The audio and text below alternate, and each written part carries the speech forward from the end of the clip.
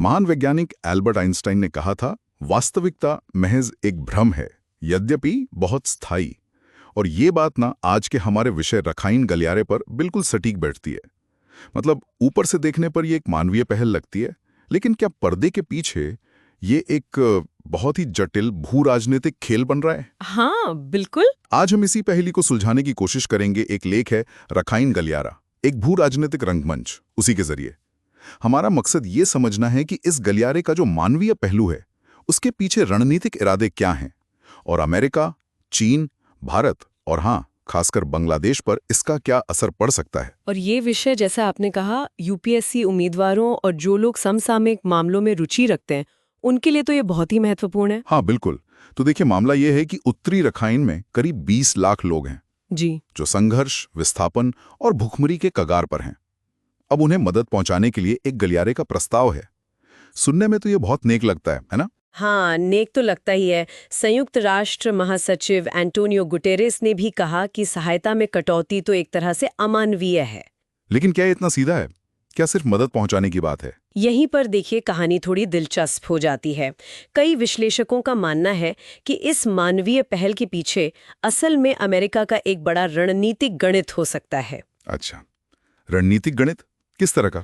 मतलब ये कि ये गलियारा सिर्फ सहायता का रास्ता नहीं होगा, बल्कि बंगाल की खाड़ी जैसे अहम समुद्री इलाके में पश्चिमी प्रभाव को मजबूत करने का एक जरिया भी बन सकता है। और ये जो संयुक्त राष्ट्र अमेरिका बांग्लादेश का कथित प्रस्ताव है, इसने ढाका में खास तौर पर सेना के अंदर काफी चिंता पैदा कर दी है। तो इसी वजह से बांग्लादेश एक मुश्किल स्थिति में फंस गया लगता है ना?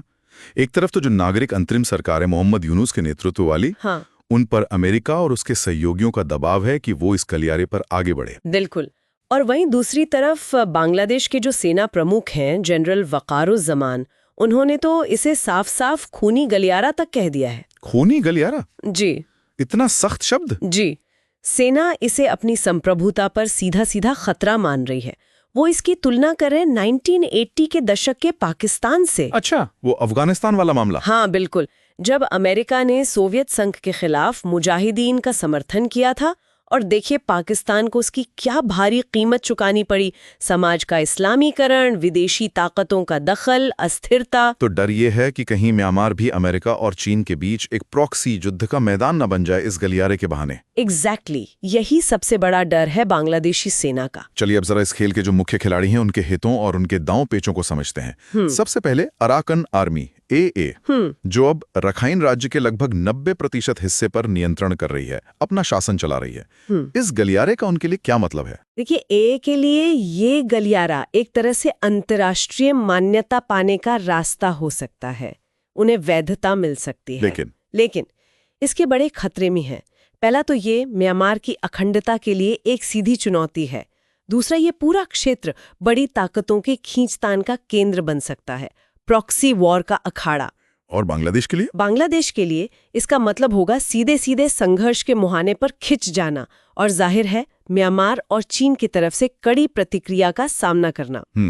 अब चीन की बात करते हैं। जाहिर है चीन इसे कैसे देख रहा होगा ये गलियारा, उनके बड़े महत्वाकांक्षी प्रोजेक्ट चीन म्यांमार आर्थिक गलियारा यानी CMEC। हाँ, CMEC। और क्योक्फू बंदरगाह के बिल्कुल पास होगा। ये बंदरगाह तो उनके लिए मलक्का स्ट्रेट का बाईपास है, शायद 2025 के अंत तक चालू भी हो जाए। बिल्कुल सही। चीन के लिए बहुत संवेदनशील इलाका है। उन्हें लगता है कि रखाइन में किसी भी तरह का अमेरिकी या पश्चिमी दखल उनके रणनीतिक हितों को, खासकर CMC और क्योक्यू बंदरगाह को सीधा नुकसान पहुंचाएगा। और चीन के रिश्ते तो म्यांमार की जुंटा और AA दोनों से ही हैं। हाँ, बीजिंग के रिश्ते कई जातीय समूहों से हैं, जिनमें जुंटा और AA भी शामिल हैं। तो वो इस क्षेत्र में बाहरी दखल कतई नहीं चाहेगा जो इसके प्रभाव को कम करे। अब आते हैं भारत पर। भारत की स्थितियां बड़ी दिलचस्प और थोड़ी पेचीदा लग रही हैं। एक तरफ वो अमेरिका का रणनीतिक साझेदार है, क्वाड का सदस्य है जी, लेकिन दूसरी तरफ जमीनी चिंताएं शायद उसे चीन के जैसी ही लग रही हों। बिल्कुल सही कहा आपने। भारत की स्थिति जटिल है। देखिए, भारत ने कालादान मल्टी मॉडल प्रोजेक्ट में बहुत बड़ा निवेश किया है। हाँ, वो पूर्वोत्तर को जोड़ने वाला प्रोजेक्ट। वही तो उत्तरी रखाइन में स्थिरता भारत के व्यापार और कनेक्टिविटी के लिए बहुत जरूरी है। दूसरी बात, भारत अपने संवेदनशील पूर्वोत्तर इलाके के इतने पास पश्चिमी देशों की, खासकर खुफिया एजेंसियों की मौजूदगी बिल्कुल नहीं चाहेगा। तो क्या ये मुमकिन है कि भारत अंदर खाने बांग्लादेशी सेना के रुख का समर्थन कर रहा हो? ये बिल्कुल मुमकिन है। भारत चुपचाप जनरल वकार की स्थिति का समर्थन कर सकता है और ऐसी खबरें भी आई हैं कि भारतीय सुरक्षा अधिकारियों ने मिजोरम में AA के प्रतिनिधियों से मुलाकात भी की है। अच्छा, ये तो काफी अहम जानकारी है। जी, भारत अपने हितों को साधने की कोशिश कर रहा है। तो कुल मिलाकर अगर देखें तो ये रखाइन गलियारा सिर्फ एक सहायता मार्ग नहीं है, ये तो भविष्य के संघर्षों का एक मॉडल, एक टेस्ट केस जैसा बनता दिख रहा है। हाँ। जहां मानवीय मदद को एक तरह से भू राजनीतिक घेराबंदी के हथियार की तरह इस्तेमाल किया जा सकता है।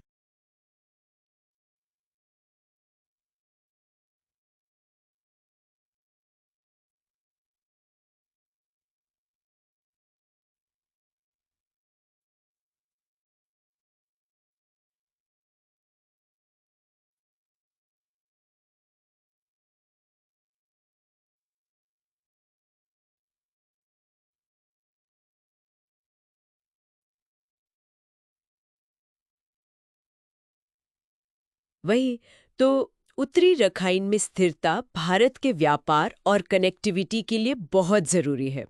दूसरी बात, भारत अपने संवेदनशील पूर्वोत्तर इलाके के इतने पास पश्चिमी देशों की खासकर खुफिया एजेंसियों की मौजूदगी बिल्कुल नहीं चाहेगा। तो क्या ये मुमकिन है कि भारत अंदर खाने बांग्लादेशी सेना के रुख का समर्थन कर रहा हो? ये बिल्कुल मुमकिन है। भारत चुपचाप जनरल वकार की स्थिति का समर्थन कर सकता है और ऐसी खबरें भी आई हैं कि भारतीय सुरक्षा अधिकारियों ने मिजोरम में AA के प्रतिनिधियों से मुलाकात भी की है। अच्छा, ये तो काफी अहम जानकारी है। जी। भारत अपने हितों को साधने की कोशिश कर रहा है। तो कुल मिलाकर अगर देखें तो ये रखाइन गलियारा सिर्फ एक सहायता मार्ग नहीं है, ये तो भविष्य के संघर्षों का एक मॉडल, एक टेस्ट केस जैसा बनता दिख रहा है। हाँ। जहां मानवीय मदद को एक तरह से भू राजनीतिक घेराबंदी के हथियार की तरह इस्तेमाल किया जा सकता है। निश्चित रूप से। अब देखिए, अमेरिका की रणनीति है, बर्मा एक्ट 2022 है, चीन की अपनी चिंताएं हैं, भारत के अपने हित हैं और फिर अराकान आर्मी की अपनी महत्वाकांक्षाएं। ये सब मिलकर इसे एक बहुत ही जटिल समीकरण बना देते हैं और बांग्लादेश का जो भी फैसला होगा वो सिर्फ उसका नहीं होगा, वो पूरी बंगाल की खाड़ी के भविष्य को तय करेगा। क्या ये बाहरी ताकतों का खेल का मैदान बनेगा या अपनी स्वायत्तता बनाए रख पाएगा? यही बड़ा सवाल है।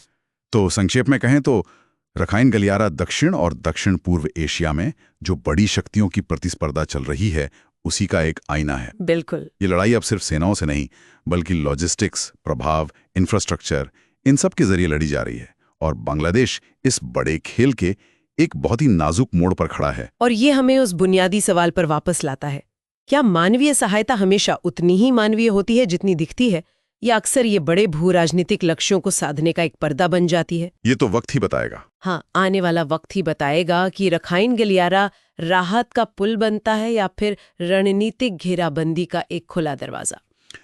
UPSC की तैयारी करने वालों और समसामयिक विषयों में दिलचस्पी रखने वालों के लिए ये विश्लेषण यकीनन बहुत महत्वपूर्ण है, इस पर सोचने की जरूरत है।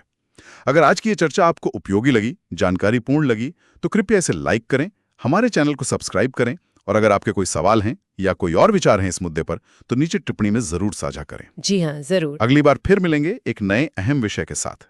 धन्यवाद। धन्यवाद।